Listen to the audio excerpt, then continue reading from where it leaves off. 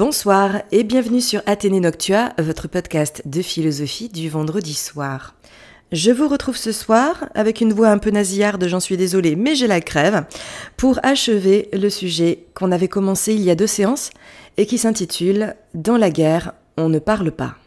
Dans le premier axe de cette dissertation, nous avions considéré que si la guerre existait, c'était d'abord peut-être comme manifestation d'un échec de la parole. C'est parce qu'on est trop différents, qu'on n'arrive plus à s'entendre, qu'on n'arrive plus à se parler, que l'on en arrive aux mains. Et dans la guerre elle-même, le champ de la parole était devenu très étroit.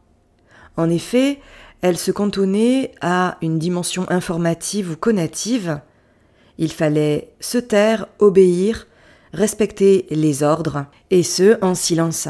Et nous avions achevé cette première partie en montrant que la guerre était la manifestation d'un moi arrivé à lui-même, à ses certitudes, à ses opinions, à sa conception du monde, une fermeture à l'altérité qui empêchait tout dialogue, donc qui empêchait toute parole authentique.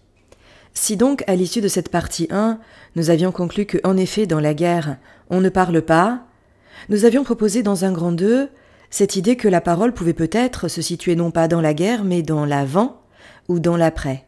Dans l'avant parce qu'une guerre, ça se déclare, et dans l'après parce que la diplomatie, les délibérations, les armistices a posteriori sont le fruit du dialogue. De même qu'une contestation éventuelle de la guerre une fois qu'elle est achevée, ce que nous avions abordé avec l'auteur Emmanuel Kant, en l'illustrant par le mouvement Dada. Enfin, pour parler à nouveau, encore fallait-il réinvestir l'aspect phatique du langage, selon Benveniste, fonction essentielle du langage qui cherche à maintenir l'interaction sociale, à s'intéresser à autrui, donc à communiquer au sens fort. Pour autant, et ce sera la transition qui nous mène vers le 3e axe que j'aborde aujourd'hui, on remarquera que ce dialogue est difficile, peut-être sera-t-il illusoire, car comment 2 camps, qui ne se sont pas entendus pendant des années, pendant toute une guerre, pourraient-ils rétablir du jour au lendemain le dialogue ? Le traité de Versailles, signé dans la galerie des glaces du château de Versailles, le 28 juin 1919, n'est pas signé entre les vaincus et les vainqueurs. Aucun responsable des États vaincus, ni de la Russie, qui était désormais bolchevique, n'est convié à la table. Et Lloyd George, Premier ministre britannique, a voulu, je cite, « presser le citron jusqu'à ce que les pépins craquent », c'est-à-dire affaiblir absolument l'Allemagne. Clémenceau, de son côté, en imposant le paiement de très lourdes indemnités, suit la même optique. Autrement dit, la guerre se poursuit, dans les mots mêmes qui sont ici prononcés, presser le citron. Dès lors, ne sont-ce pas les mots qui génèrent les guerres ? Ce sera l'objet de notre 3e temps. La parole n'est-elle que dialogue, communication, logos mesuré, rationnel, celui de l'animal politique aristotélicien ? Ou peut-elle s'apparenter à quelque chose de plus expressif, peut-être être l'expression indirecte de notre agressivité, de notre désir de domination, de pouvoir sur autrui, ce qui en ferait une arme de guerre d'autant plus dangereuse qu'elle serait d'un usage sournois sous des apparences pacifiques.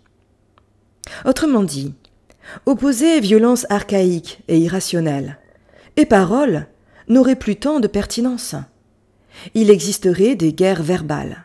Si cette violence, il est vrai, a changé de nature puisqu'elle est plutôt une violence symbolique qu'une violence directe, si cette violence blesse davantage l'âme que le corps, elle exprime, d'après l'auteur Thomas Hobbes, dans son ouvrage Le Citoyen, un fond d'agressivité qui constitue le naturel des êtres humains.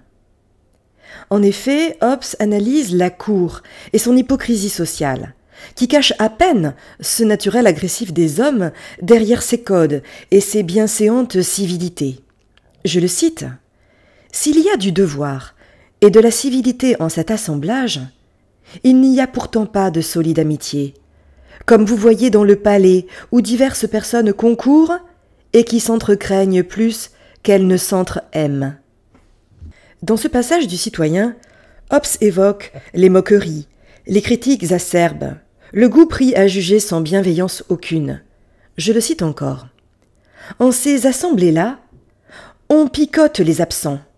On examine toute leur vie, toutes les actions sont mises sur le tapis, on en fait des sujets de raillerie, On épluche leurs paroles, on en juge, et on les condamne, avec beaucoup de liberté. Lorsque Hobbes envisage à quoi ressemble le naturel humain, on le voit, il ôte le vernis de la civilité et nous montre qu'à la cour, qui est le haut lieu de la culture, s'exprime, sans vernis aucun, une violence sans frein, s'exprimant d'ailleurs sans hypocrisie, n'étant bridé par aucun élément de la culture. Les hommes sont dans une rivalité continuelle au sujet de l'honneur et de la dignité, ce qui n'est pas le cas des animaux, ni des hommes à l'état de nature. Il existe donc, dans l'état social, des violences singulières, par lesquelles les hommes sont humains trop humains. La haine, l'envie, le désir de gloire, et la guerre elle-même, sont des spécificités humaines. L'homme, étant incapable de se satisfaire de sa situation présente, transfère son désir du présent vers le futur, il pense à l'avenir, recherche la gloire, la réussite, des signes sociaux de sa puissance. Et pour se satisfaire, il use de tous les talents naturels qui font son humanité même. Il ruse, raisonne, et surtout, il parle. Les hommes possèdent la parole, c'est leur spécificité, mais cette parole leur permet d'exciter les passions, de propager des opinions trompeuses, d'attiser des jalousies, des conflits, de faire naître des guerres. L'accord des animaux chez Hobbes est naturel, alors que celui des hommes est conventionnel, artificiel, la fabrication de l'état de droit. Autrement dit, l'homme n'est pas né avec une prédisposition à la concorde. C'est la guerre qui est naturelle chez lui. Lorsqu'il parle, cette agressivité naturelle s'exprime dans des dialogues de sourds, des paroles assassines, des critiques, des injures, mais aussi des polémiques, terme intéressant qui vient de polémos en grec, qui signifie la guerre. La polémique, c'est littéralement l'art de faire la guerre avec des mots. Cependant, ces polémiques, ces guerres verbales, sont-elles toujours négatives ? C'est ce que nous aborderons dans un deuxième moment d'analyse. En effet, il y a peut-être dans la guerre des mots quelque chose qui nous fait progresser chacun de nous et qui fait aussi progresser l'histoire des hommes. Une guerre, c'est vrai, est néfaste de prime apparence, et il ne s'agit pas ici de la défendre en tant que telle. Mais en redistribuant les forces géopolitiques, étonnamment les guerres ont permis à toutes les civilisations non pas seulement de périr, ce que suggérait Valéry en écrivant dans La critique de l'esprit en 1919, « Nous autres civilisations, nous savons maintenant que nous sommes mortels ». Non, la guerre a également un autre effet, l'effet de mettre au contact les unes des autres des civilisations jusque-là éloignées. La Chine et l'Occident, par exemple, après la guerre de l'opium au XIXe siècle. Le Japon et les États-Unis après l'envoi des canonnières du Commodore Perry, par exemple. Autrement dit, la guerre est la forme la plus énergique, la plus efficace, la plus violente aussi, il est vrai, du contact des civilisations. Elle fait rompre par la force l'isolement de certains peuples, les force à la confrontation et peut-être au dialogue. De ce point de vue, la guerre et la parole sont les moyens du progrès. Telle est l'idée notamment développée par le philosophe Emmanuel Kant dans Idée d'une histoire universelle au point de vue cosmopolitique, lorsqu'il aborde notamment la thèse de l'insociable sociabilité. Expression contradictoire, oxymore, qui suggère que la nature force les hommes à vivre ensemble dans une sorte d'enclos où leur rivalité les fait se développer. Dans l'enclos social, où la nature contraint chacun de nous à vivre, nous sommes forcés pour assouvir nos passions, nos désirs, de cultiver étonnamment notre raison et toutes nos facultés. Pour le dire autrement, la rivalité entre hommes, ou une sorte d'émulation, est un aiguillon des activités humaines, permet aux hommes de se transcender, de rivaliser de génie, de raison. Kant écrit « Remercions la nature pour cette humeur peu conciliante, pour la vanité rivalisant dans l'envie, pour l'appétit insatiable de possession et même de domination. Sans cela, toutes les dispositions naturelles et excellentes de l'humanité seraient étouffées dans un éternel sommeil. L'homme veut la concorde, mais la nature sait mieux que lui ce qui est bon pour l'espèce elle veut la discorde. On le voit, cette phrase issue de la 4e proposition de l'ouvrage nous dit que la guerre, néfaste de prime apparence, se révèle bénéfique au plan global de l'histoire et du progrès de l'humanité, dès le moment où l'on considère que cette histoire est orientée par un sens, bien évidemment. L'histoire est le lieu où l'homme s'éduque lentement, par la guerre, à la paix. Il s'éduque à la paix en passant par son contraire. Pour le dire autrement, l'avènement de la paix perpétuelle se présente tel un combat d'idées, un combat d'opinions. Les hommes font la guerre, parlent violemment, polémiquent, et leur progrès naît paradoxalement de ces confrontations musclées. Montaigne, au XVIe siècle, dans ses essais, et plus particulièrement dans l'essai sur l'art de conférer, qui est l'essai 8 de la partie 3, explique combien l'art de la conversation doit être l'art de la polémique. Rien de plus détestable à ses yeux qu'une conversation entre gens du même avis. Être du même avis, dit-il, c'est quelque chose de tout à fait ennuyeux dans une conversation. Il préfère se frotter à l'esprit de l'autre, entrer en contradiction avec son interlocuteur, rencontrer des obstacles, des oppositions, se demander si son propre discours est bien fondé, être bousculé en quelque sorte, dans des relations de familiarité un peu virile, comme il le dit lui-même. Je le cite, « J'aime la compagnie et la familiarité quand elles sont fortes et viriles. Une amitié qui se plaît dans la rudesse et la force de la relation qu'elle établit, comme l'amour dans les morsures et les sanglantes égratignures qu'il inflige. » Une conversation n'est pour Montaigne jamais assez vive, jamais assez querelle. Il ne la faut pas polissée ou artificielle. Il faut qu'elle suscite un affrontement, une guerre de mots donc.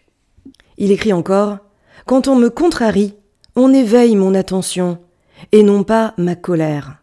Je vais au-devant de celui qui me contredit, qui m'instruit. » Dans notre société actuelle, nous ne supportons plus la contradiction. Nos guerres sont des paroles assassines, il est vrai, non pas au sens de la polémique qui fait avancer la réflexion, qui permet de se remettre en question, mais au sens de l'injure. Nous ne savons plus guerroyer avec nous-mêmes, par le biais d'une parole féconde. Dans une société du politiquement correct, l'on se clash, il est vrai. Et de l'extérieur, on pourrait se dire que c'est une jolie guerre verbale. Mais il n'en est rien.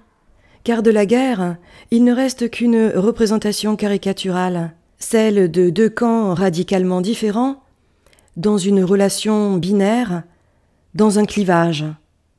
Alors il est vrai que, à ce compte, le monde est plus simple et plus clair. D'un côté les gentils, de l'autre les salauds. D'un côté les puissants et de l'autre les victimes. Rien manifestement de ce que Montaigne nous enseigne. Car Montaigne nous dit « Écoutez bien le discours de l'autre, et vous toucherez à des raisonnements plus subtils. Vous gagnerez en complexité dans votre approche du monde. » Une vraie joute verbale, inspirée peut-être de l'exercice médiéval de la dispute, la disputatio, serait donc une guerre féconde. Dans cette guerre-là, on parle. Non pas dans un langage ordurier ou dans l'injure, ni même dans ces éléments de langage qui ne disent au fond rien, ni même encore dans cette attitude de dénigrement ou de diffamation que l'on voit tant présente dans les médias actuels. Rien de tout cela donc, mais une parole complexe qui s'affronte à des difficultés. Une parole polémique au sens noble, où c'est d'abord soi et ses certitudes que l'on violente. L'historien du droit et sociologue Jacques Ellul, E-L-U-L, dans son texte intitulé « La parole humiliée », articule la parole et l'histoire. Il n'y a d'histoire que parce qu'il y a parole. Qui dit histoire à faire, à inventer, dit parole, polémique, mais aussi parole politique, parole mythique. Un discours de l'action à entreprendre, dit-il. C'est vrai que les animaux ne connaissent ni guerre ni génocide, mais ils n'ont pas d'histoire ni de parole pour améliorer leurs conditions. Nous avons ces éléments, dès lors comment vivre ensemble sans s'entretuer ? La solution n'est pas dans l'abolition des conflits ni dans l'élimination de la violence, semble-t-il. Ce sera notre dernier point d'analyse. La seule issue paraît devoir être la résolution des conflits sans le recours à la violence, par leur compréhension et leur analyse. Ce pourrait être parler de la guerre, développer une polémologie, comprendre de l'intérieur la guerre, notamment par la géopolitique, comme un phénomène à part digne d'une étude propre. Il est vrai que la guerre n'est devenue un objet de science, cette science qu'on appelle donc la polémologie, qu'assez tardivement. Il s'agit d'analyser les caractéristiques et les aspects fonctionnels de la guerre. Le premier texte de polémologie a été celui de Gaston Boutoul, B-O-U-T-H-O-U-L, en 1946. Il s'intitule « 100 millions de morts ». Gaston Boutoul initie cette nouvelle discipline pour proposer une alternative au seul mouvement pacifiste. On pourra analyser la guerre de l'intérieur dans une étude scientifique de ses formes, des formes d'agressivité organisées dans les sociétés, afin de comprendre mieux la place dans l'histoire humaine de ces phénomènes et d'en proposer éventuellement des substituts. L'approche positive de la guerre constitue une alternative efficace au moralisme militant qui est souvent le propre des mouvements pacifistes. Alors je ne sais si cette connaissance scientifique de la guerre a pu produire ce qu'en espérait Boutoul, à savoir un nouveau pacifisme, débarrassé de sa dimension moralisante. Mais ce qui est appréciable peut-être dans cette thèse est son réalisme. On ne se débarrasse pas de la violence à si bon compte, en moralisant, en traitant de salauds ceux qui en font usage. Il y a peut-être une valeur positive de l'agressivité et de la violence même. Dans son ouvrage sur Platon, Châtelet explique que l'homme, qui est passif devant ses appétits, prend pour juge de sa pensée ses intérêts et ses passions. Et pour faire valoir ses intérêts et ses passions, il parle. Il use du langage pour les manifester face à autrui. Or, de par leur nature, les intérêts humains sont contradictoires. Ainsi surgissent des discours antagonistes. Lorsque nous sommes portés par des intérêts rivaux, nos discours sont antagonistes et rivaux aussi, tous assurés chacun de leur vérité. Discours fermés à l'argumentation des autres. Il n'y aurait pas moyen de trancher. Chacun prend pour juge la partie la plus instable de lui-même, sa passion. La raison du plus fort donc domine. Le constat que fait Châtelet, c'est que la démocratie, telle qu'elle est pratiquée à Athènes, dans l'époque antique, ne développait pas la liberté. Elle libérait la violence. La question est maintenant de savoir de quelle violence nous parlons. Une démocratie est vivante lorsqu'elle engendre non pas du consensus, l'accord de tous, mais au contraire du dissensus, c'est-à-dire de la réflexion, du doute, du questionnement, donc des désaccords. Les totalitarismes ont utilisé la propagande pour éliminer tout discours antagoniste. Ce sont des régimes où le discours est parfaitement unitaire. Est-ce bien à souhaiter ?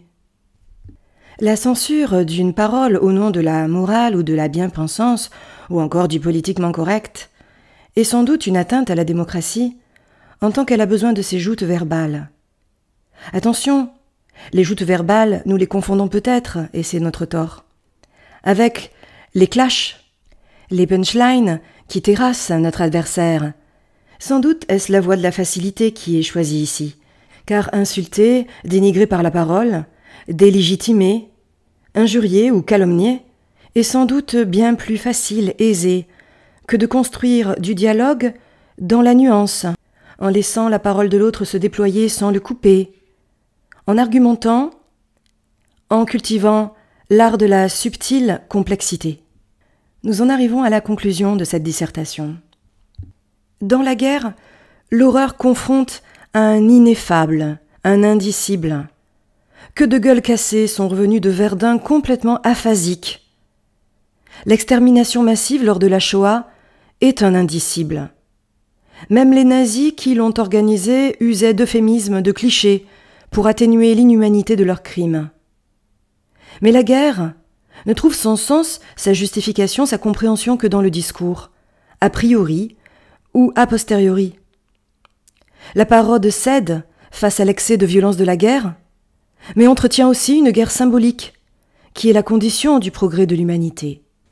Aussi, penser la parole comme instrument de guerre est sans doute le moyen de progresser dans notre usage même de la parole. Une parole plus éthique, qui ne confond pas la guerre avec un clash et qui respecte inconditionnellement son ennemi. Cette analyse s'achève, je vous remercie de l'avoir écoutée. N'hésitez pas à soutenir cette chaîne si vous aimez le travail que j'y fais, avec un petit pouce en l'air et puis en parlant autour de vous. Je vous retrouve très vite pour philosopher un peu à l'heure bleue avec moi.